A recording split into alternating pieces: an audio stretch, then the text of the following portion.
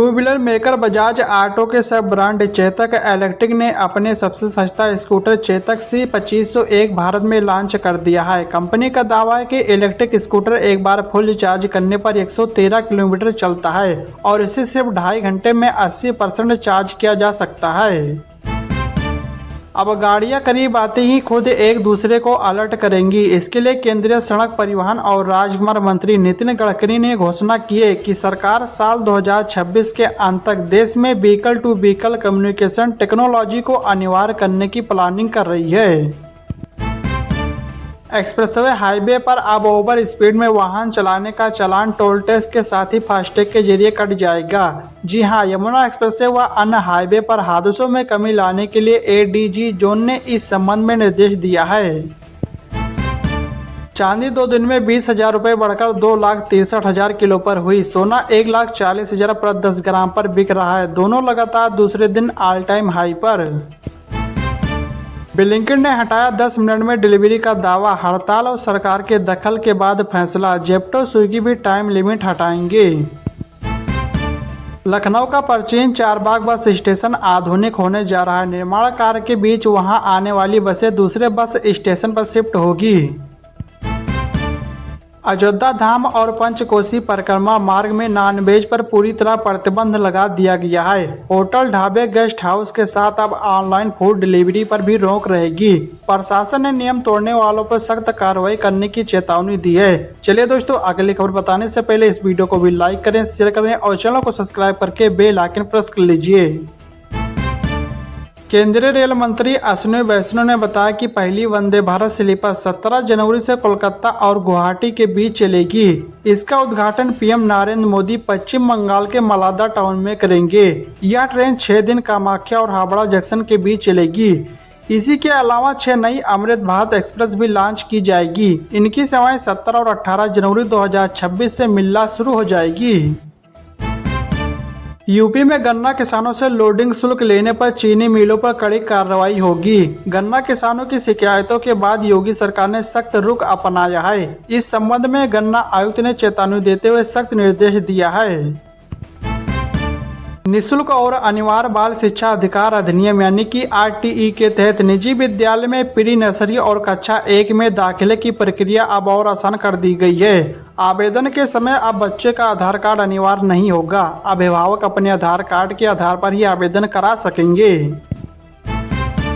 उत्तर भारत में घने कोहरे और शीतलहर का कहर थमने का नाम नहीं ले रहा है। इसी बीच बारिश ने और ज्यादा खेल बिगाड़ दिया है। सुबह सुबह हल्की बारिश होने से दिल्ली और आसपास के इलाकों में ठंड का सितम बढ़ गया है। उत्तर प्रदेश में स्लीपर और ठेका बसों में सफर करने वाले यात्रियों की सुरक्षा बढ़ाई जाएगी। जो बसें सुरक्षा नियमों का पालन नहीं करेंगी उनके खिलाफ तुरंत कार्रवाई होगी और जरूरत पड़ने पर बस को जब्त भी किया जाएगा। योगी सरकार उत्तर प्रदेश के 21 जिलों के 64 ब्लॉकों में बड़ा अभियान चलाने जा रही है। यह अभियान 10 फरवरी से 28 फरवरी के बीच चलेगा। इसको लेकर दिशा निर्देश जारी किया गया है। टीमें घर घर जाएगी।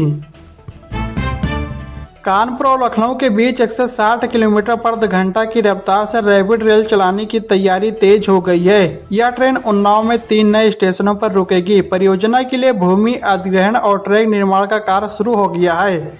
इससे कानपुर से लखनऊ का सफर मात्र 30 मिनट का रह जाएगा। लखनऊ विकास प्राधिकरण ने भी परियोजना को NOC दे दी है, जिससे काम में तेजी आई है। उत्तर प्रदेश सरकार ने अनुदानित खाद के साथ गैर अनुदानित उत्पादनों की जबरन बिक्री यानी कि टैगिंग पर पूरे प्रदेश में पूरी तरह रोक लगा दी है। अब उर्वरक विक्रेता किसानों को खाद के साथ दवा, स्प्रे या अन्य कोई गैर जरूरी सामान खरीदने के लिए मजबूर नहीं कर सकेंगे। उत्तर प्रदेश में वाहनों की मैनुअल फिटनेस जांच बंद हो गई है। अब 23 लाख से अधिक व्यावसायिक वाहनों का फिटनेस केवल निजी ऑटोमेटेड फिटनेस सेंटर यानी कि ATS पर होगा।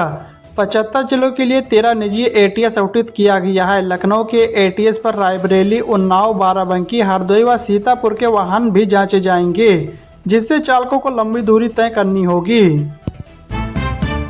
चारबाग रेलवे स्टेशन पर यात्रियों की भीड़ को कम करने के लिए होल्डिंग एरिया का निर्माण किया जाएगा। यहां पर यात्रियों के लिए सीटिंग से लेकर आराम करने सहित कई सुविधा मिलेगी। ईवी बैटरियों पर 21 अंकों का यूनिक नंबर लगेगा। क्वालिटी और असली लाइफ चेक करना आसान होगा। रिसाइकिल होने पर मिलेगा नया नंबर।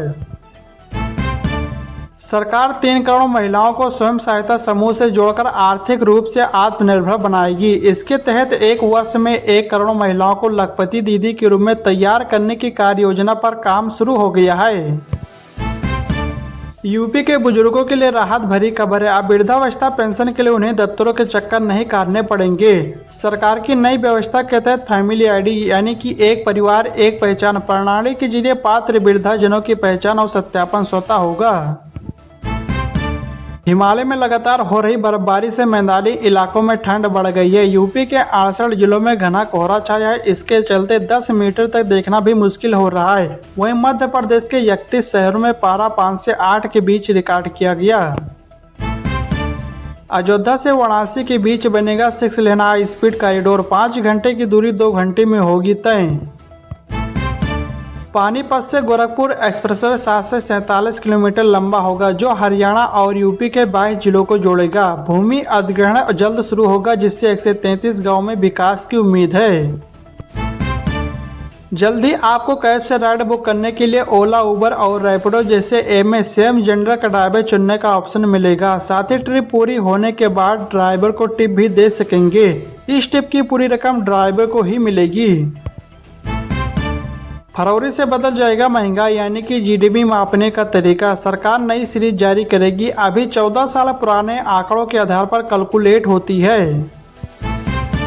मुरादाबाद से दिल्ली रूट पर नई एसी बसों का संचालन शुरू कर दिया गया है। पहले किराया 3 से 10 रुपया था, जिसे बढ़ाकर 3 से 65 रुपया कर दिया गया है। इस हिसाब से यात्रियों पर 55 रुपये का अतिरिक्त बोझ पड़ेगा। नई एसी बसों के कारण पुरानी एसी बसों का संचालन फिलहाल बंद कर दिया गया है।